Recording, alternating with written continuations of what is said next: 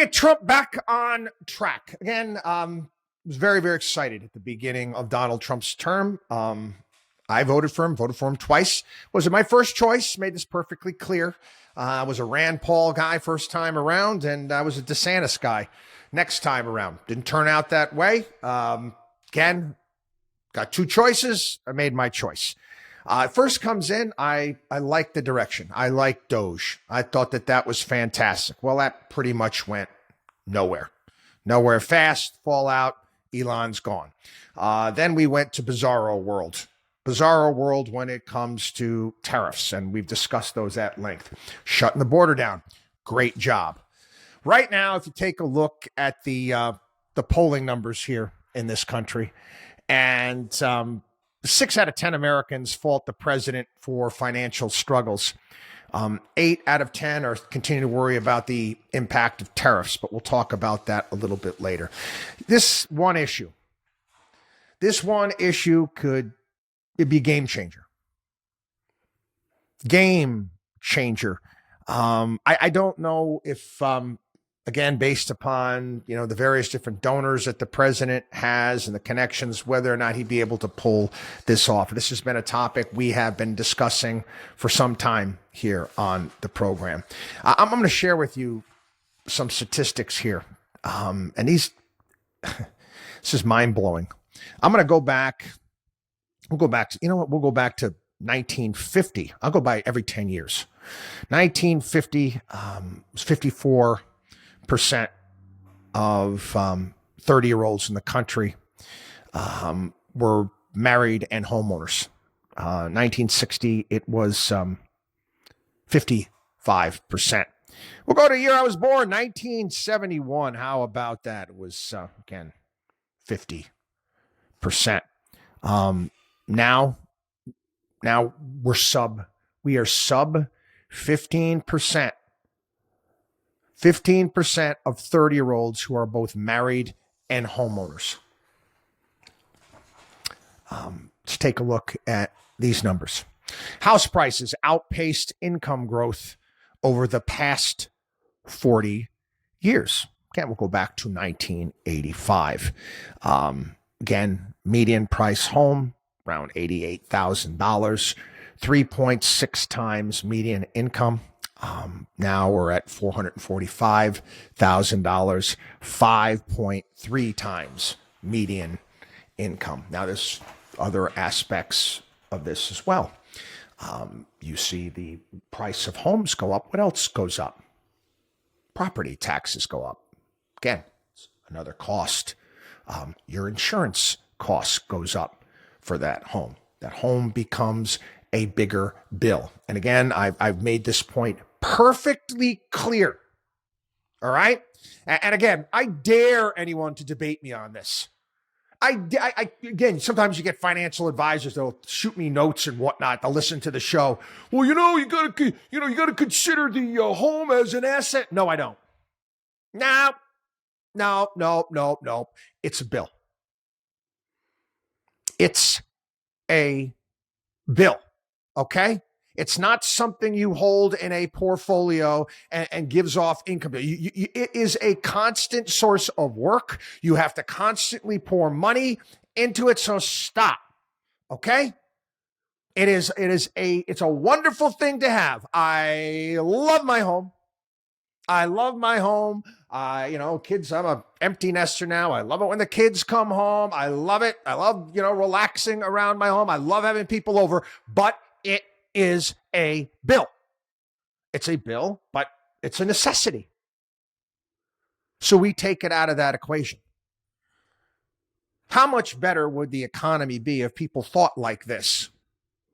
People actually thought like this. I know it wouldn't be great for all the real estate agents out there that give you lines of bullshit all the time about what you should buy and how expensive it should be or whatever it may be. But think about how much more people would be able to do, how much more they'd be able to save, how more they'd be able to go out, things they'd have to do if they're, again, the ball and chain around their leg, known as their primary residence, wasn't so expensive. It was interesting. President keeps talking about this. Interest rates down. Yeah.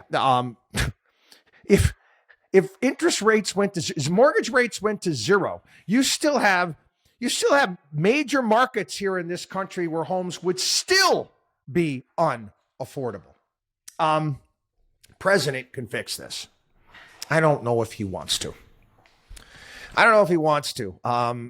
I've been grumbling and complaining about this for a long, long time, having all of these big investment firms, hedge funds, private equity that have been buying up homes, buying up entire neighborhoods, basically controlling the market. I've explained this before here on the program, and I'm going to explain it again. And listen, if you have any questions about this, reach out, okay?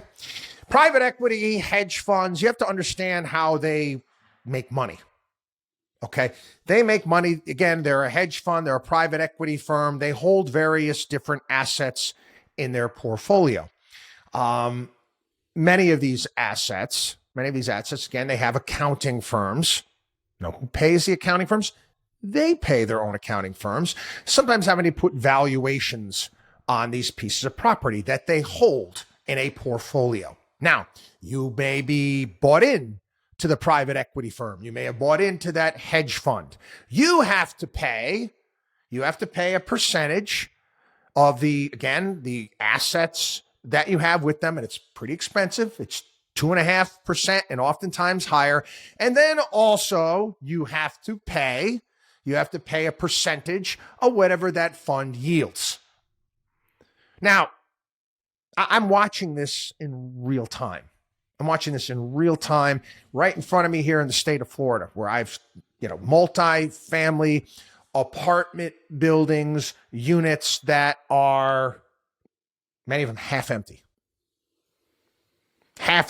And you can look up, you find out who financed these things, various different funds, whatever it may be. It's all, like I said, it's all computerized, how you pay the rent, all this good stuff. And they are able, because they had investors. They've had investors in these funds. They can keep the value of this, not based upon the actual cash flow. Again, it's all it's all made up out of thin air at what this is worth. They're not valued the same way a normal business would be valued. It's real estate. They'll tell you whatever it is. Now, if there was a mass exodus out of many of these hedge funds, many of these private equity firms, they would have to obviously free up assets to pay these people back. But these hedge funds and many of these private equity firms, they don't allow you to do that. They only allow a certain amount of withdrawals, which protects them. So what I'm telling you straight up is a lot of this real estate market is artificially inflated at this point in time. It's artificially inflated.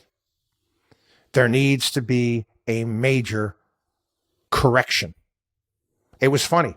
Even Ron DeSantis weighed in on some of these numbers today and said, we need to have true price discovery. He knows that this is out of whack at this point in time. It's not healthy. Again, you're going to have, some people are going to complain, Trump knocked down the value of my house. Honestly, if you're trying to sell right now, okay, you may have gotten hit a little bit, but why don't you take a look at how far the thing has appreciated over a period of time? And don't give me your BS in regards to you house flippers out there that might get whacked. I don't give a damn. You took a risk, okay? You took a risk. You got whacked. Just like many of the fools did during the whole Great Recession, with people putting a tiny bit of money down on pre-construction condos, okay, hoping to flip them a few months later because everyone was going hog wild over condos in the state of Florida. And what do we tell you here on the program? It's not going to end well. Some listened. Most didn't. Most didn't because, again, people by nature are greedy. Okay. And it clouds their judgment in regards to what is intelligent and prudent when it comes to investing. Again, I've been doing this for a long, bloody time. Okay. I know. I would be thrilled. I would be thrilled if housing took a major hit. You want something that would be truly great for the economy. Oh, and I'm telling you right now, let housing drop 25, 30%. Pow! Again, not